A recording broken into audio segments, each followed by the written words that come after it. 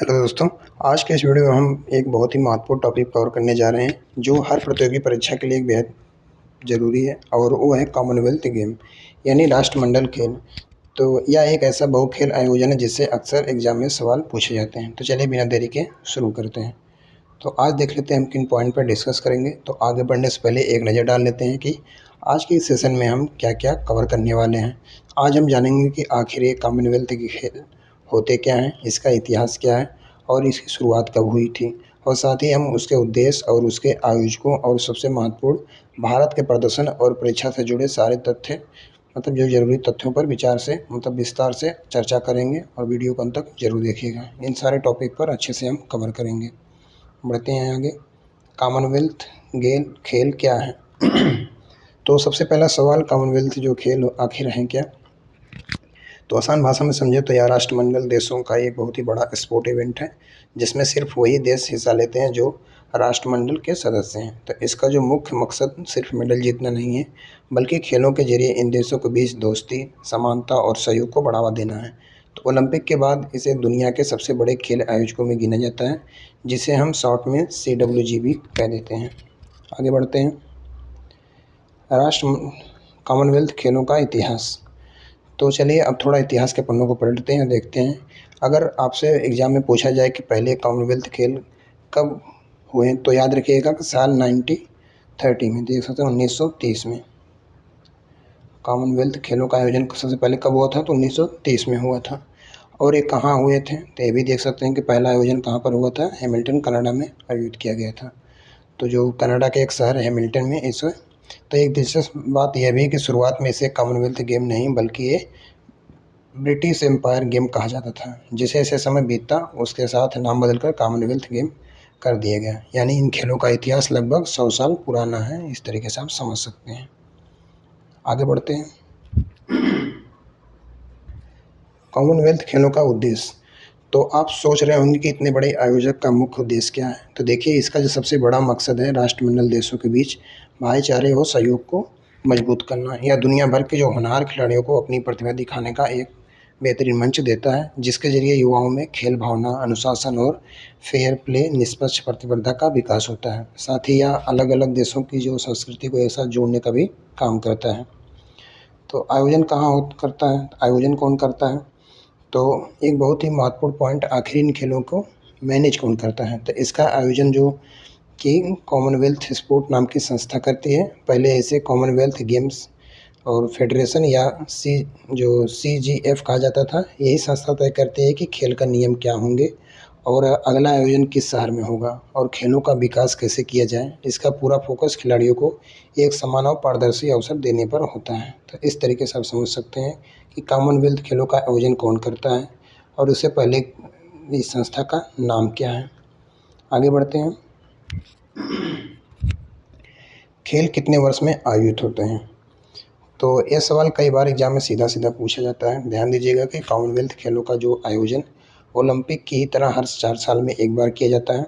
तो हर बार कोई नया देश इसकी मेज़बानी करता है, जहां दुनिया भर के से हज़ारों एथलीट अलग अलग खेलों से अलग अलग खेलों में हिस्सा लेते हैं। तो ओलंपिक और एशियन जो गेम के बाद यह एथलीट्स के लिए सबसे बड़ा इवेंट माना जाता है। आगे बढ़ते हैं। खेलों के प्रतीक। तो हर बड़े खेल का आयोजन की तरह कॉमनवेल्थ खेलों का भी हर बार एक नया आधिकारिक प्रतीक यानी लोगो एम्ब्लेम होता है। यह लोगो बहुत ही खास होता है क्योंकि यह उस देश की संस्कृति और इतिहास को दर्शाता है जो खेलों की मेज़बानी कर रहा है। आप इसे मेडल पर, टिकट्स पर और हर प्रमोशन जगह आप देख सकते हैं कि यह उस साल के गेम की एक खास पहचान बन जाता है। खेलों का शुभांकर। तो प्रतीक के साथ साथ एक ऐसे मज़ेदार चीज़ होती है शुभांकर, जिसे हम मैस्कॉट भी कहते हैं। और आपने अक्सर देखा होगा कि खेलों में कोई जानवर या कोई ख़ास कैरेक्टर होता है। तो यह मैस्कॉट मेजबान देश के जो वन्य जीव या वहाँ की खास संस्कृति को दिखाता है। तो इसे मुख्य रूप से बच्चों और युवाओं को खेलों से जोड़ने और इवेंट को थोड़ा मनोरंजन बनाने के लिए डिज़ाइन किया जाता है। तो हर बार एक नया शुभांकर चुना जाता है। इस तरीके से आपको कोई इंपॉर्टेंट लगता है तो उसका आप स्क्रीनशॉट ले सकते हैं, नहीं तो आप अपने स्क्रीन पर पढ़ सकते हैं, एक तरह से रिवीजन कर सकते हैं। भारत और कॉमनवेल्थ खेल की बात करें तो अब आते हैं सबसे पहले पसंदीदा विषय पर, भारत और कॉमनवेल्थ खेल। तो क्या आप जानते हैं कि भारत ने पहली बार 1934 में इन खेलों में हिस्सा लिया था? तो तब से लेकर आज तक कुश्ती, शूटिंग, बैडमिंटन और वेट लिफ्टिंग जैसे खेलों में भारत ने अपना दमखम कायम किया है। और एक बहुत ही गर्व की बात है कि साल 2010 में हमने नई दिल्ली में ही इन खेलों के बेहद सफल मेज़बानी की थी। तो आज भारत CWG में एक महान शक्ति माना जाता है। तो इस तरीके से आप समझ सकते हैं कि भारत में पहली बार 1934 में खेला गया था और इसमें ये सारे खेल आयोजित होते हैं और इसके बाद आज भारत कॉमनवेल्थ खेलों में गिना जाता है। तो आप समझ गए होंगे कि भारत ने 1910 में भी नई दिल्ली में इस खेल की मेज़बानी किया था। प्रमुख खेल।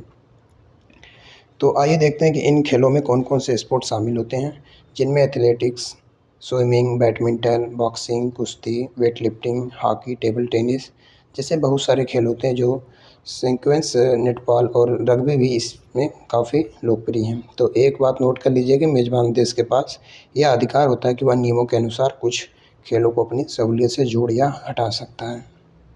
आगे बढ़ते हैं, ध्वज एवं प्रतीक। तो कॉमनवेल्थ खेलों का ध्वज एवं प्रतीक, तो इन खेलों का अपना एक खास आधिकारिक झंडा फ्लैग भी होता है और यह झंडा सिर्फ एक कपड़ा नहीं बल्कि खेल भावना, समानता और पूरी दुनिया में एकता का एक बहुत बड़ा संदेश है। तो जब भी उद्घाटन, ओपनिंग या समापन क्लोजिंग जो समारोह होता है तो यह ध्वज शान से लहराया जाता है। यह राष्ट्रमंडल देशों के बीच की गहरी दोस्ती का प्रतीक है। आगे बढ़ते हैं, उद्घाटन एवं समापन समारोह। तो कोई भी खेल आयोजन अपनी ओपनिंग और क्लोजिंग सेरेमनी के बिना अधूरा है। तो उद्घाटन समारोह में खेलों की औपचारिक शुरुआत होती है। सभी देशों के खिलाड़ी अपने अपने झंडे के साथ मार्च पास्ट करते हैं। यह दृश्य वाकई में रोंगटे खड़ा कर देने वाला होता है। तो मेज़बान देश अपनी संस्कृति की झलक दिखाता है और जब खेल खत्म होते हैं तो समापन समारोह में अगले मेज़बान देश के सामने के साथ सम्मान के साथ कॉमनवेल्थ का जो ध्वज सौंप दिया जाता है। आगे बढ़ते हैं, भाग लेने वाले देश।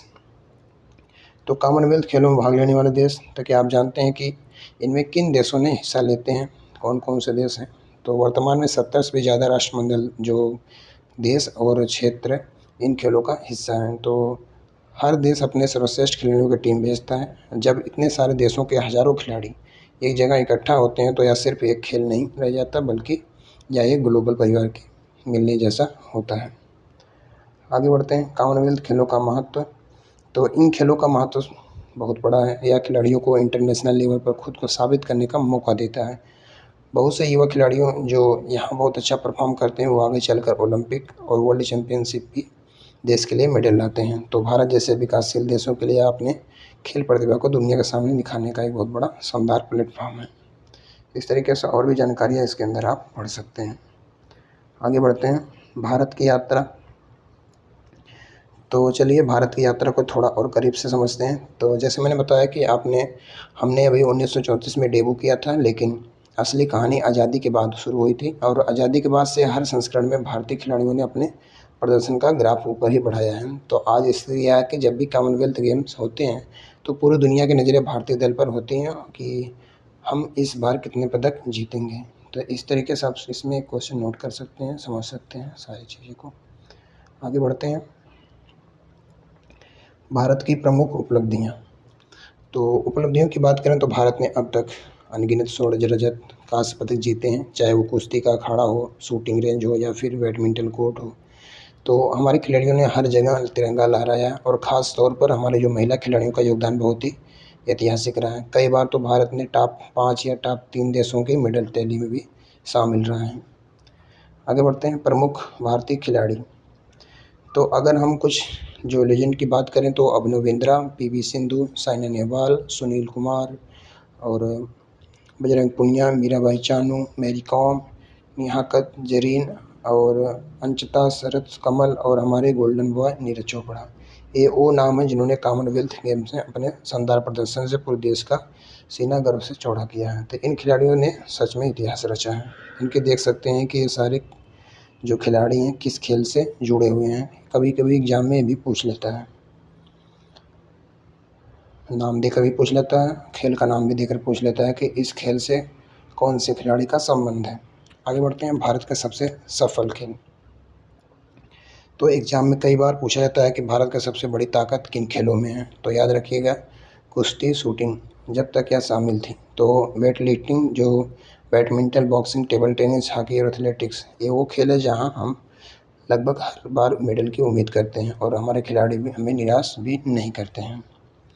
भारत के लिए महत्व, तो भारत के नज़रिए से देखें तो यह गेम बहुत बड़ा ट्रेनिंग ग्राउंड एक तरीके से कह सकते हैं और हमारे जो एथलीट को यहाँ जो इंटरनेशनल एक्सपोजर मिलता है वो उन्हें सीधे ओलंपिक के लिए तैयार करता है।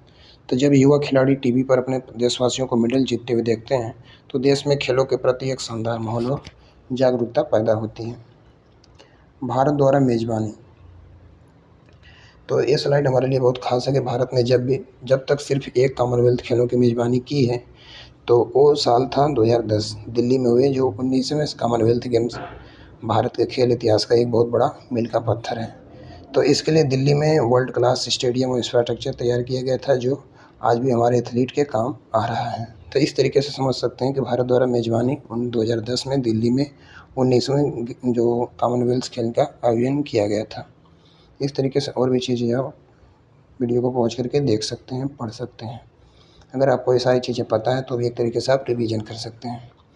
तो कुछ यादगार सालों पर नज़र डालते हैं तो 1930 जब कनाडा के हैमिल्टन में सब कुछ शुरू हुआ तो 2010 में हमारे दिल्ली में खेल हुए। इसके बाद 2014 का ग्लासगो, 2018 का गोल्ड कोस्ट और हाल ही में 2022 में इंग्लैंड के बर्मिंघम में हुए खेल का हर संस्करण में कई पुराने रिकॉर्ड टूटते हैं और खेल जगत के लिए नए सितारे मिलते हैं। इस तरीके से आप देख सकते हैं कौन सा कब कहाँ पर आयोजित हुआ है। आगे बढ़ते हैं।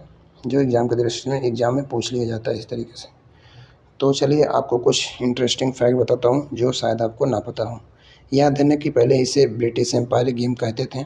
यह हर 4 साल में आयोजित होता है और इसमें सिर्फ कॉमनवेल्थ देश ही भाग ले सकते हैं। तो भारत ने 2010 में इसकी एकमात्र मेज़बानी की थी। इसे शॉर्ट में हमेशा हम CWG लिखा जाता है। तो ये छोटे छोटे फैक्ट आपके जनरल नॉलेज के लिए बहुत काम के हैं। तो इस तरीके से रोचक तत्व में ये सारी चीज़ें आप नोट कर सकते हैं अपनी कहीं भी डायरी में या कॉपी में। परीक्षाओं के लिए महत्वपूर्ण तथ्य क्या रहेगा? तो दोस्तों अगर आप नोट्स बना रहे हैं तो इस स्लाइड की स्क्रीनशॉट ले सकते हैं स्क्रीनशॉट।